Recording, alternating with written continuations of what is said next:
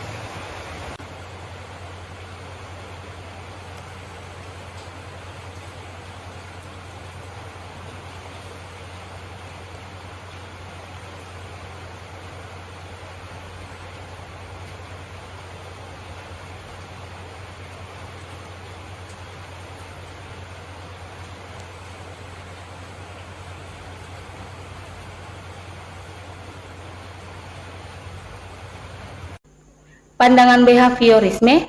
Pengertian behaviorisme berfokus pada pengamatan dan analisis perilaku eksternal individu. Behaviorisme adalah salah satu aliran utama dalam psikologis yang mempengaruhi banyak teori dalam pendidikan. Pandangan ini menyatakan bahwa pembelajaran adalah perubahan perilaku yang dapat diukur dan diamati tanpa memperhatikan proses internal seperti pemikiran atau perasaan. Behaviorisme menekankan pentingnya penguatan dan hukuman sebagai cara untuk membentuk perilaku siswa. Selanjutnya, pandangan konstruktivisme.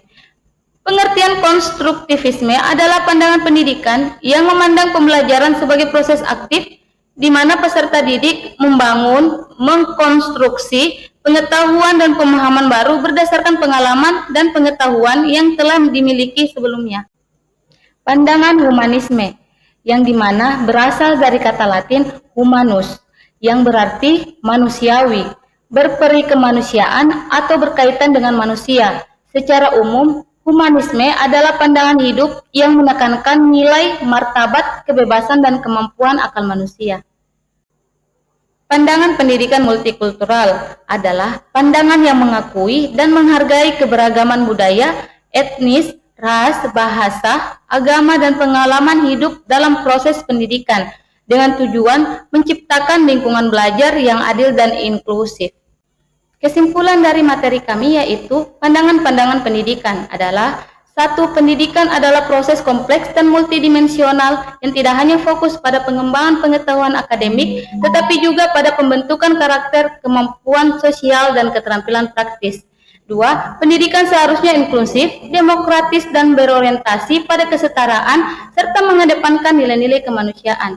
3. Multikulturalisme, keadilan sosial, dan transformasi sosial menjadi bagian penting dalam pendidikan masa kini untuk mempersiapkan peserta didik menghadapi dunia yang semakin pluralistik dan terhubung secara global. 4. Teknologi dan inovasi dalam pendidikan juga semakin penting, namun harus tetap diimbangi dengan pendekatan-pendekatan tradisional yang mengutamakan nilai-nilai kemanusiaan dan sosial. Saran untuk pendidikan ke depannya agar lebih maju lagi, yaitu 1.